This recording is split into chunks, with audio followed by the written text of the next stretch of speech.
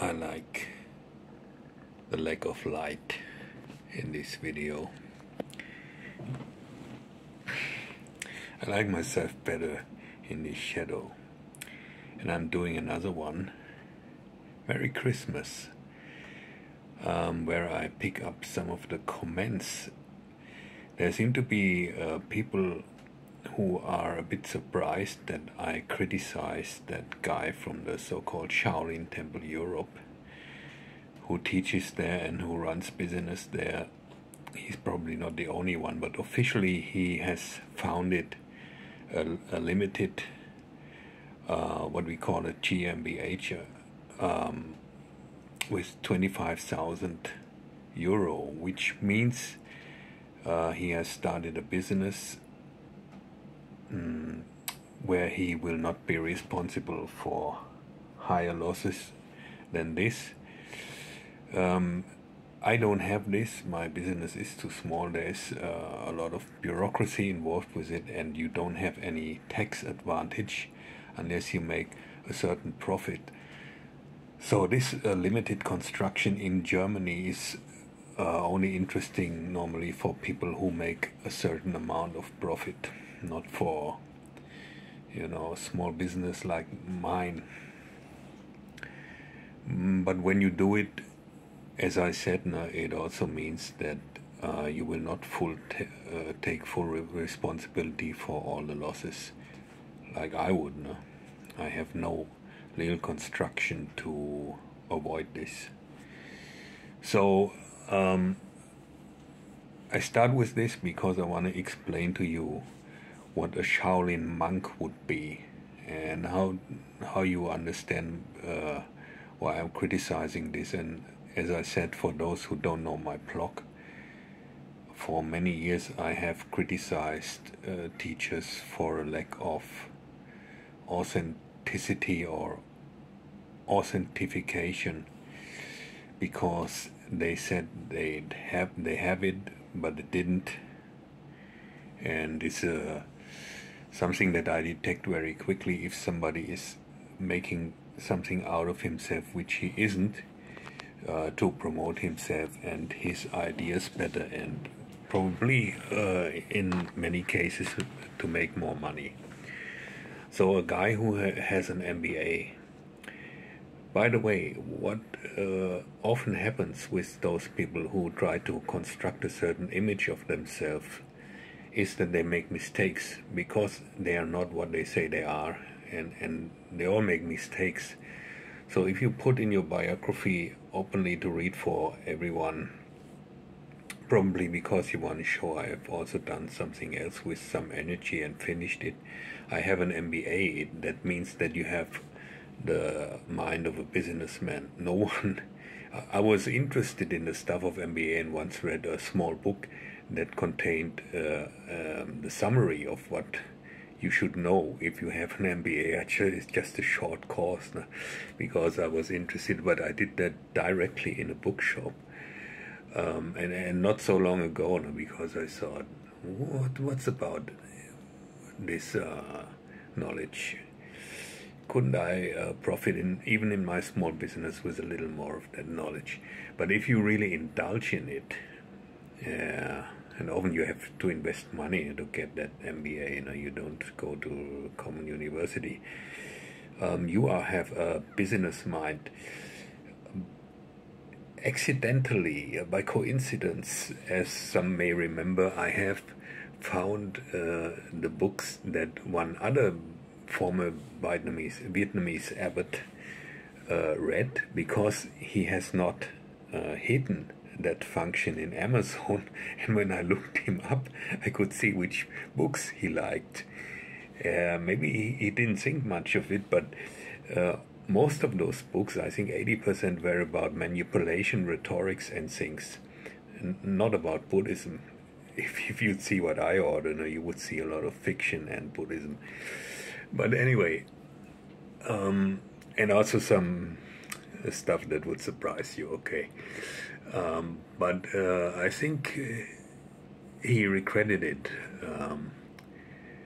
that people could see that because what is he doing actually? He's business-minded and he's interested to make some money out of Buddhism. So here's the first point. The same happens with the Shaolin Temple Europe. In my blog I have linked the old articles about this temple.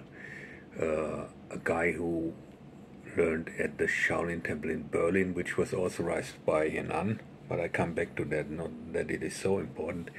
He also quoted some documents that were existent at that time, the dispute about the legitimation of that temple in Kaiserslautern. This is a bit hidden now, but you can see the backstory from that time. And then a guy came into play before it was guests even from the Shaolin Temple in Henan, I heard, that were invited to Kaiserslautern, and before the abbot was more present. And then Shi Heng Yi took over, and as I said, he took over as a business-minded guy. And as I can see from his Kung Fu, there was a time where he must have done something else, mainly because if you compare his Kung Fu, that's why I linked the others, some other guys who were called Shi Heng Yi, to someone's Kung Fu that is done continuously for decades, it looks different. But now what does it mean? Can't a monk have an MBA? Of course. But a monk like Buddhadasa Bhikkhu, for example, here in Thailand, very famous, a forest monk, he said, you can even spread my texts, my books for free. There are still publishers who charge money for it. Yeah, I've seen some of his books in the bookstores, but he's long dead and can't do anything about it, and probably he wouldn't do even if he was alive. But his message was clear. A disciple, a German disciple who was with him told me about this. You don't have to go that far, because of course you have to support your temple and the Sangha, I mean the monk Sangha or the nun Sangha, and you have to find ways nowadays even more than before. And if you don't live in a country where you have enough donations by itself, because the people are mainly Christian or Muslim, then you have to find other ways. But it's still different from making it such a business, okay? So this is not a monk's mind, and if you do it, you're not in the right monk's mind. And then, of course, you have to ask, if you're a monk, I mean, how low do we want to set the standards? Are you a monk just because you call yourself a monk? Okay, I accept everybody who thinks he's a monk. He can claim to be a monk, but he is the monk for me. A monk would be someone who's really studying the Dhamma, the Buddhist scriptures, and you would see that reflected in his speech, even if he's developing his own position, or like I do, criticizing the scriptures and trying to create something new. But you would still, and I'm not a monk, no? Even so, I lived in celibacy for some time. I wasn't a monk there. You're not a monk when you're celibate. There are people, what is the name for them? I forgot. They were discussed heavily a couple of years ago. Even when they live together with someone they love, who have decided not to have sex anymore. That's a common phenomenon. It seems to be worldwide. In Japan, I heard.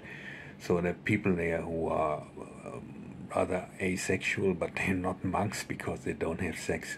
So this is also something you should not respect by itself. Actually, it's not healthy. There are studies about it, especially about Catholic priests. It is not good for you. I always advise against it.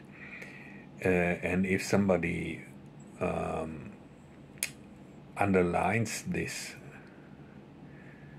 or thinks it's an important sign of monkhood. He doesn't get the whole picture, and if the monk himself is insisting, or his disciples, look, he's living like a monk, and this is one part of it, being celibate, they should ask themselves if they really know if that is true. First of all, they're not 24 hours around him, and second, there can be many reasons for this, and some are not so nice if you would know the truth. Anyway, it turned out that many monks who told their sangha, the other monks, their subordinates, to be celibate, were not. And in my blog you find stories about that. There, once in a while you have scandals here in Thailand where they detect monks with a prostitute and even film it, but those things are usually quickly deleted on YouTube, because there are other people who don't want the sangha presented in that way, the monk sangha. So you are not a monk just because you think you are a monk, because there are real monks who live in temples and study the Dhamma, and that is different. And you are not a Shaolin monk because you think I do Kung Fu and know something about Buddhism. Now, you could, of course, teach Shaolin styles that derive from there historically, but I don't even know if this monk I'm talking about knows more about the Shaolin tradition than me, or let's say what's his name, Mei Shaha, I think, is the academic who wrote books about the history of the Shaolin, and probably there's not one clip where he that Shi Heng Yi guy talks about the actual history of the temple, which is not nice. They were soldiers of fortune 4 times. They were employed by landlords or the emperor to fight for their interests. They were politically active in a way, and not only defending their temple. So actually being identified with that tradition would mean, I think, that you study what is there of knowledge, academic knowledge too, about the Shaolin tradition and history, and this would be reflected in your talks. Maybe this is a hint for him for future studies, so he can still pretend being a Shaolin tradition representative, and on the other hand, you would of course go to the temple and study there, and to know what their tradition is. There's this young Julian guy who was in the Shaolin Temple Europe, obviously before Shi Heng Yi went there and went to the Shaolin Temple in China. And he recently, I linked his clip, talked about a docu on Arte where that temple in Otterberg was presented, and he said there are quite significant differences. Even the training wasn't as hard in China, and well, you wouldn't know if you've not been there, and if you want to know details. I can tell you one thing. When I met an old monk whom they had replaced, one of those who were probably tortured under Mao, or even beaten out of the temple grounds if they've been there. Actually, the temple was destroyed in 1928, I remembered, before Mao's troops came there, but they even destroyed it more. And I heard that there were a couple of monks there. Anyway, this very old guy in the 80s came to Frankfurt, and I had an interview with a translator, and I asked him, because I was influenced by the Kung Fu series with David Carradine, and you saw his brandings on the underarms, on this side, the tiger and the dragon. The brandings you got in this series when you before you left the temple and you mastered something like the 36 chambers. It was not like that, but it was a a legendary test where the masters fought against you at the end, and when you succeeded, now you could get those brandings. This is legendary. Actually, the guy said, I said, if there is anything like this anymore, because there seems to have been something like that in the past. And he said brandings and tattoos are the signs of criminals. That was a clear statement of a monk who, by the way, had 3 moksha, I think it was 3 moksha signs on his head, on his shaven head. But we were talking about bigger brandings, tattoo-like brandings on the arm and things like that. So he had a very traditional opinion about it. I pretty much guess that nowadays you have tattooed Shaolin monks, but at least it's not so common as it is in Thailand. So I don't know if at that time a heavily tattooed man would have been refused by an actual traditional Shaolin monk. It seems possible to me, but that was in the 80s. So unfortunately, I don't have the books that I have from that time from China, printed on very cheap paper with sometimes lousy photographies at that time, but this all has improved. Actually, about the Luohan fist style, I was reminded of that because I saw something else called Luohan on that. I call it the temple channels because there are many who portray it. There's a really offensive, the TEDx presentation, and the Mulligan brothers' involvement in the hype about the temple. And now, if you have a new chocolate or something, of course you do marketing. Yes, I also do marketing for my books, but it's very limited. And if you're more ambitious than me, it's okay if you do more in that respect, and you do invite the Mulligan brothers to film you and not just do it by yourself, with a shaking hand.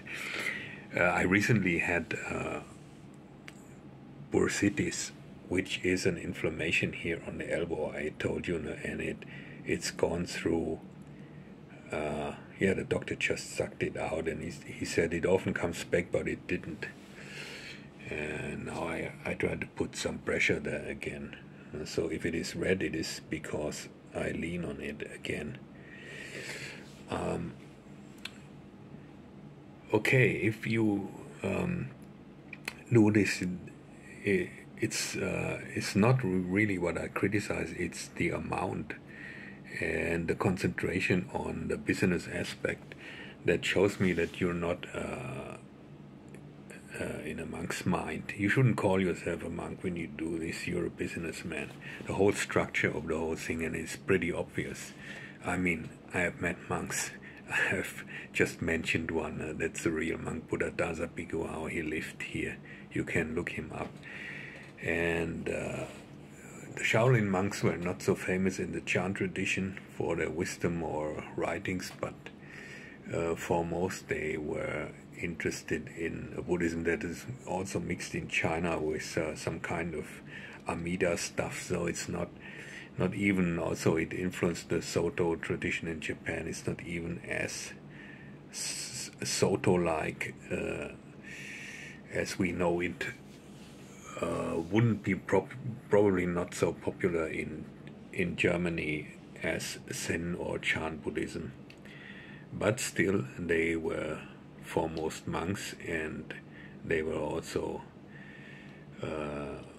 kung fu, and we can say fighters because they were often involved in fights, and they were not so peaceful in their history.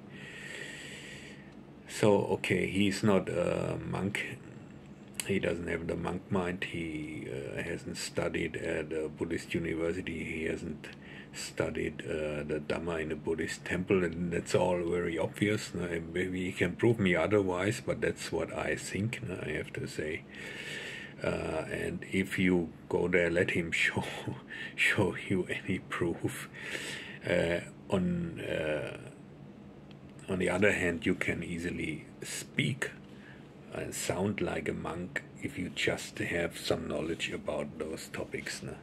That doesn't make you a monk, or buying a robe or wearing a robe doesn't make you a monk. And it doesn't make you a Shaolin if you are in a temple that just calls himself Shaolin and is run by someone, or was run by someone, who beat up the youth, as Julian said, in a strange way when they made mistakes. So I hope it is clear that he cannot be a monk and can be even a Shaolin monk, but he can be a teacher of some Shaolin style. No? Whatever, I won't indulge in that because I haven't seen it, but probably his style can be traced back to some Shaolin style. I think, I hope at least the Kung Fu he teaches has something to do with Shaolin. I pretty much think so, but then you can open a martial arts school. And this Yulin guy, who even was at Shaolin, I asked him, how do you call yourself a Shaolin or even a Shaolin monk? And he said, sure, I'm not a monk anymore, I have a girlfriend. And that tells me that at the time where he was at the temple in Otterberg, Kaiserslautern, he probably thought, I live in celibacy, I follow the rules, I do some praying and stuff. I can call myself a monk, okay, so far, but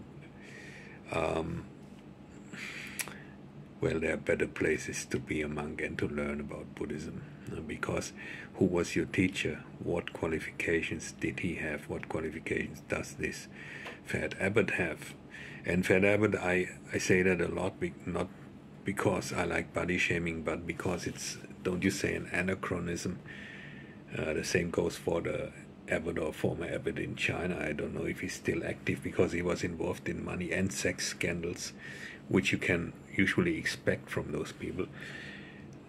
This is sad to see how we lowered the standards already. How can someone like that, who's not doing Kung Fu, represent a Kung Fu temple, either in China or here? Now about the Shaolin monks from China.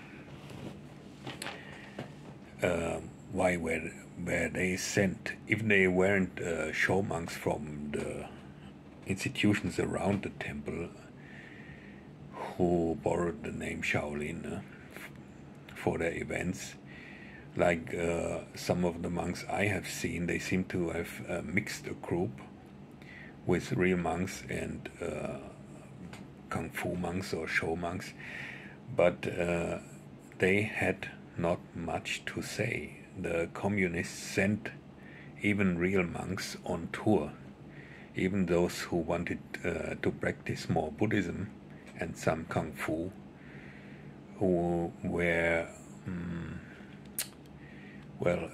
forced by the Communist Party or their representatives to do what they want them to do, to promote the Shaolin, and it became a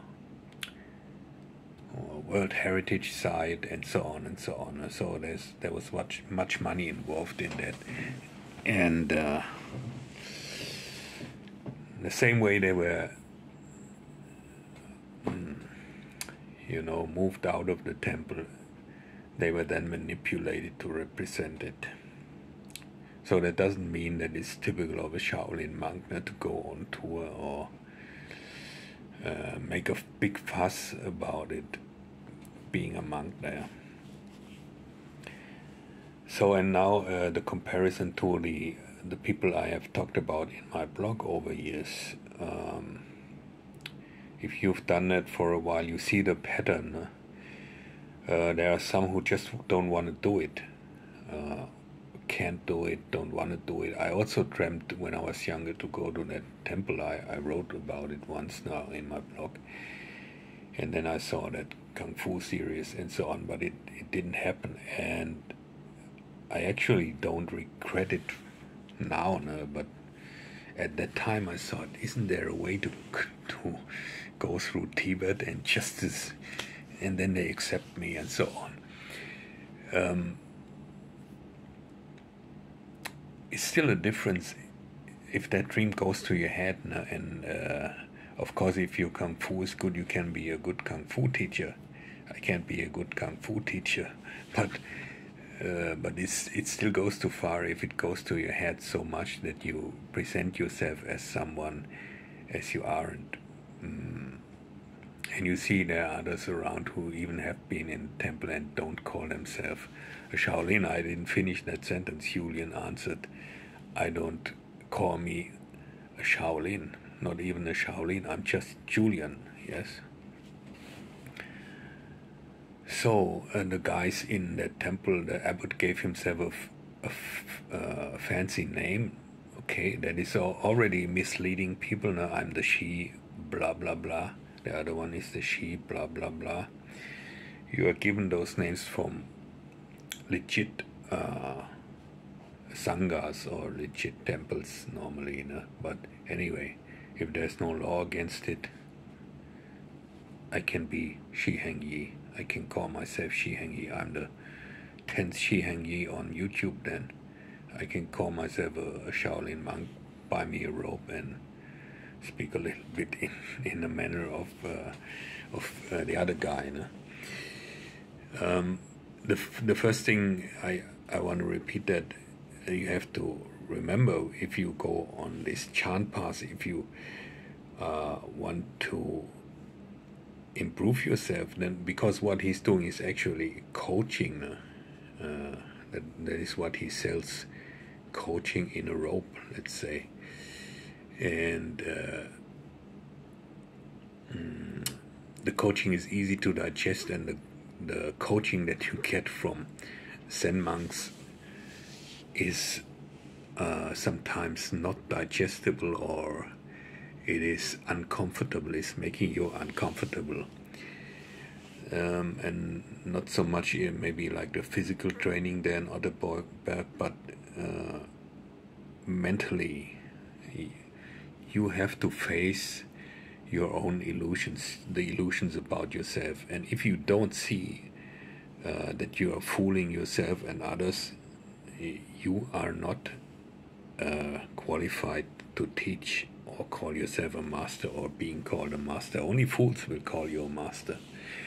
And by the way, only people who are not really understanding what the Shaolin tradition is about, what external and internal Kung Fu should represent, would work for an abbot like that, like Julian presented him, and obviously others. You just have to found something else. You have to start building up your own thing. You don't go to a place that is already rotten like that, ethically. Okay, and this shows me that you are not deeply rooted in the chant philosophy and in the chant way. But coaching can overlook that. Coaching and money-oriented business can overlook this part of the Chan way. So in the others that I criticized, normally they have done the same. You know, even Thich Nhat Hanh, I said once, the funniest story is that I read a book written by him or maybe by someone else, but sold under his name, that only quoted his own writings in the bibliography. You know, if you write a book about Buddhist topics and there is so much, even the Pali Canon is hard to read in a lifetime. Someone says so hard to study in a lifetime, but there is a lot of other literature of other monks and so on. But Thich Nhat Hanh only quoted himself, and he had made a fortune out of this. Those books alone. You can find whole shelves in Thailand only with books of Thich Nhat Hanh. I would say they make up 50% of the Zen Buddhist books in bookstores like Asia Books or Kinokuniya, then there is 25% Dalai Lama, and then you have the rest. No? And there are some popular Thai authors translated in English, and the things you have now, How to Simplify Your Life by some Zen monk, and so on. Many exaggerate the business part of their being Buddhists. So they become mainly businessmen. The whole project becomes a business project, and then you see it's obvious now they have a lot of land like Plum Village and temple grounds and so on and so on, and there are donators who spend maybe $1 million and then they get fancy titles like Acharya. So this is not real Buddhism. And a lot of others, Germans, let's speak about the Germans for a change. They have not even studied Japanese. They have been in Japan a week or so, and there's just half a dozen of them or so, and they all profited from a very generous Japanese Zen teacher who died when he was more than 100 years old, and he was famous for even giving his disciples money instead of collecting it. So it was the other way around. He even helped them out, and he also gave away titles very easily. But then those people, they were not sure what Japanese article meant, but some of them just interpreted it without knowing Japanese, that they have been named as Dharma heirs, so as real followers in the lineage of this master. And you see that happening also. I'm the 35th generation of Shaolin. Are you? I mean, is it written in the only legit temple that holds the history of the Shaolin masters? Is your name there? I could tell a funny story, but well, it's already 30 minutes long, this video, and boring probably for some of you because you only see my face. But I could start to talk about what internal kung fu or what the Chan Wei can mean, because obviously some people think even the internal aspects can only be shown or activated if you're at the same location with someone else. But I will tell you that it's different. And in my case, I claimed the heritage of a Japanese master who appeared in my dream exactly at the time of his death, which I only got to know many weeks later, because at first I didn't know that he died because I was not involved with him. Only over the distance I knew him, and only one session I did with, and I didn't even finish it with a priest and Osho of him many years ago. And so, but I noted this dream. It was so funny that I talked about it on a mailing list and I wrote it down, which I sometimes do when I have strange dreams, because I want to know, is there something behind it? And in this case, it turned out he died at the moment. You know, I had to check the time difference because I was in Thailand and he died in America. And then I checked it and I said, wow, exactly the same time. How is that possible? Now you could say this is a delusion too, because you always have to doubt in your chant practice to go forward. You doubt. You construct a great doubt, and you have to solve those mysteries in one way or the other. And it took me 3 years to take responsibility and say, I will make something out of it. And then I informed his temple and the lineage and his group in America, and probably they all thought I'm nuts. And of course I couldn't expect anything worthwhile to happen. So I said from the beginning, I won't claim anything. No title, no robe. But it is like it is. I claim the one thing. I say I'm the Dharma heir of this Japanese master. And he became very unpopular due to sex scandals in his late life, but actually they continued over decades, obviously, but then it was public knowledge and so on. And I won't say the reasons why this all could have happened, but anyway, if for a moment you believe this story, the point here is I could easily say I'm master so-and-so in a so-and-so generation of the lineage of this Japanese master, okay? Because I just told you a story. If you believe it or not, the story is not better or worse as the stories of those guys I criticized, no?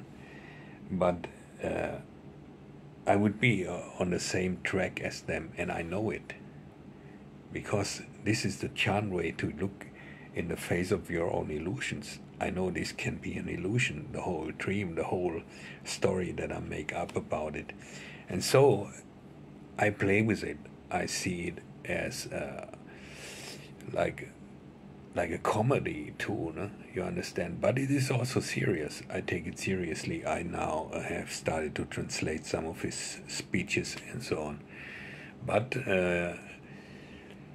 look, I don't go so far as to claim being a so-and-so generation, because that is official business and it can be made legit only through certain ways. It was like that.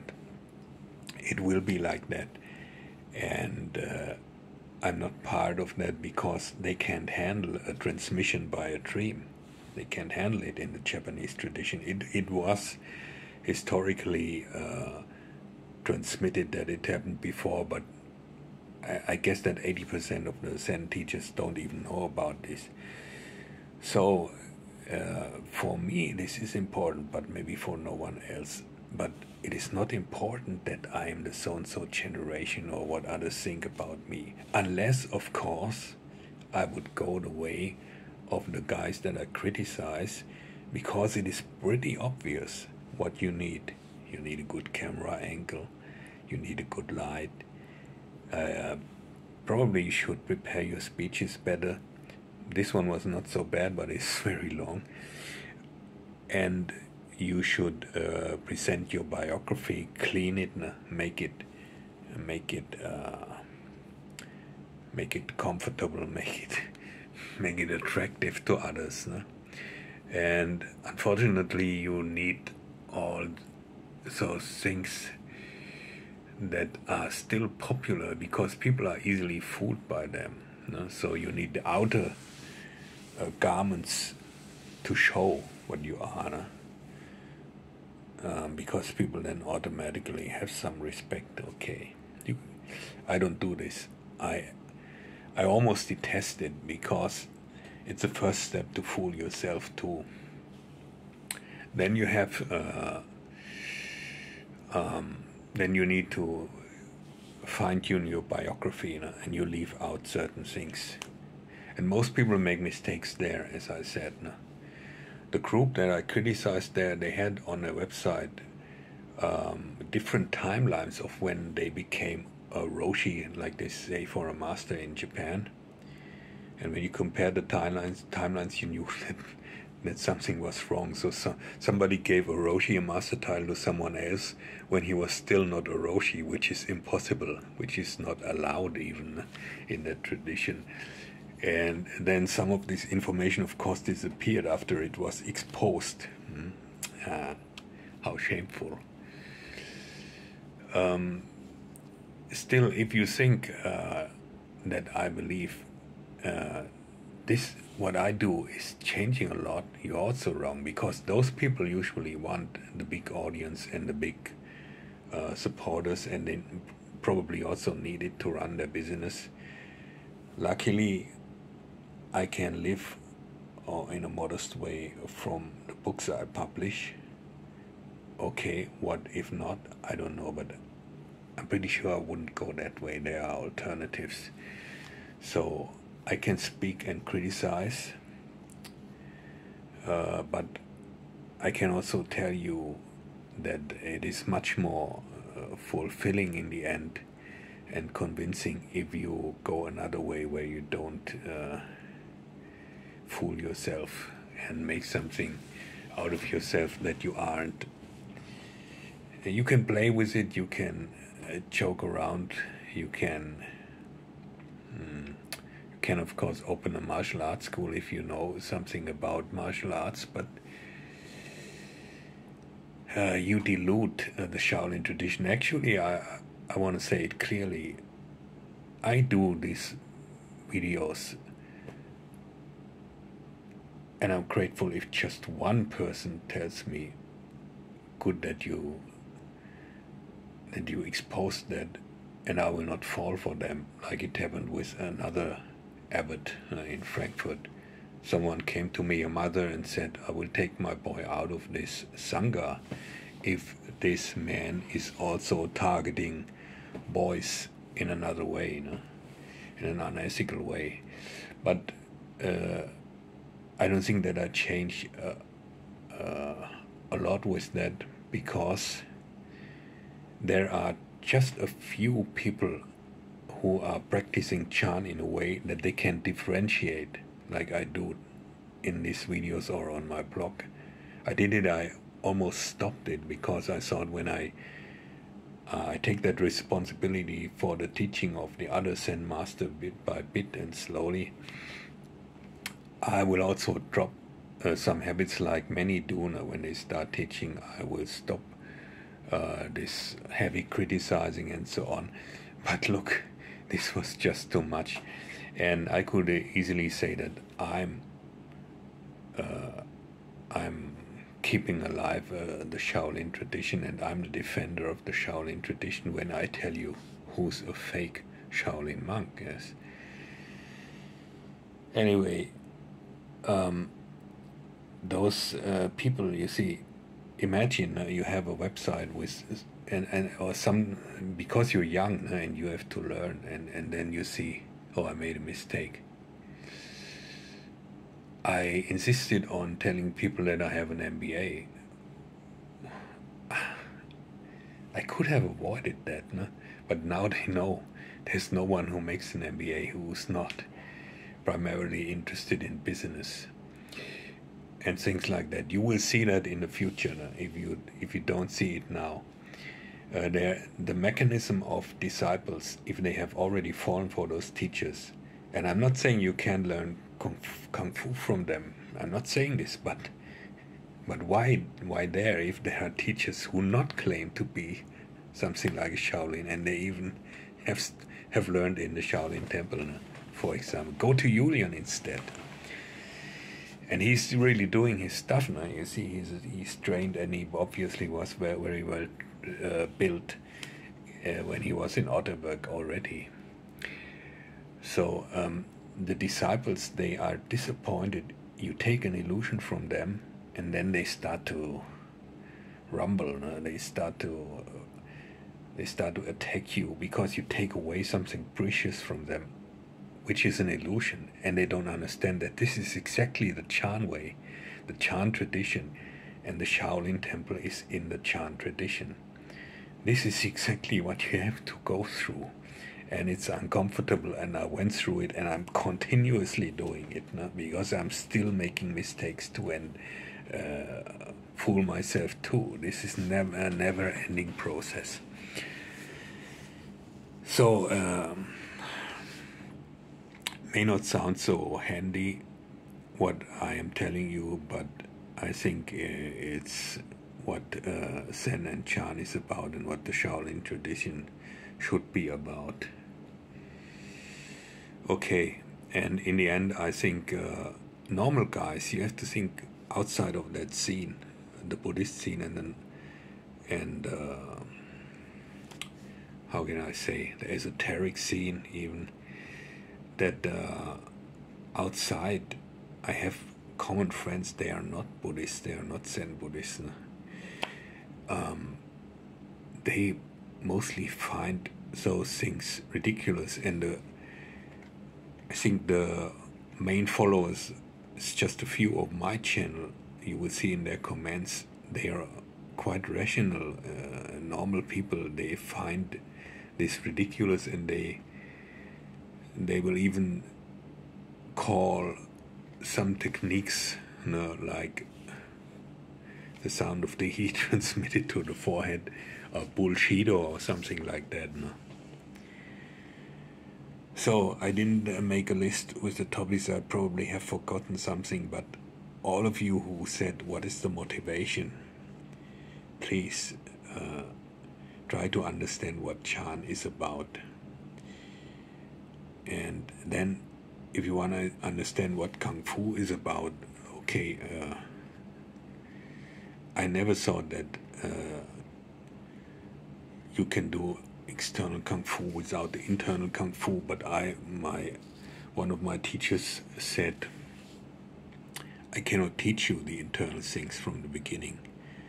You see, and that's a good teacher, because he knew his Kung Fu, but he was not interested in the spiritual or internal stuff, in the Qi or Qigong or whatever. And he just said, if you're interested in that, I cannot do it. Instead, he could have claimed to know everything and fool you about it. So you have to look for an honest person and an honest teacher first. And the teacher who is fooling himself will, at one point, have to wake up, even when it's shortly before he's dying. And he will have to face his illusions. Good luck.